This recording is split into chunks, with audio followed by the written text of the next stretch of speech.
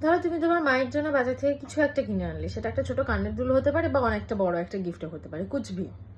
কিনে আনার পরে মায়ের প্রথম রিয়াকশনটা, এত টাকা কেন নষ্ট করছিস, কি দরকার ছিল এত পয়সা নষ্ট করার, এত পয়সা বেশি হয়েছে তোর, আমাকেই তুই দিয়ে দিতে পারতিস।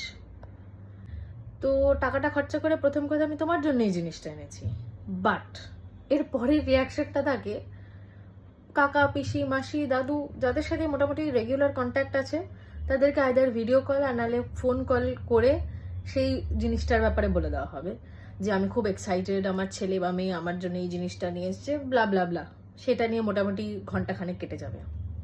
আর তারপরে রিয়াকশনটা এরকম থাকে, তোমাকে দিয়েই সেই গিফটটার ছবিটা তোলানো হবে। যত যত সোশ্যাল মিডিয়া প্ল্যাটফর্মে তারা অ্যাভেলেবেল আছে প্রত্যেকটা জায়গায় স্ট্যাটাস দেওয়া হয়ে যাবে।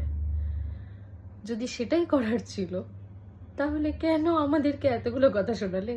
ডিরেক্ট বলতে পারতে যেটা ভালো হয়েছে, by liked it. Why are you like this, man?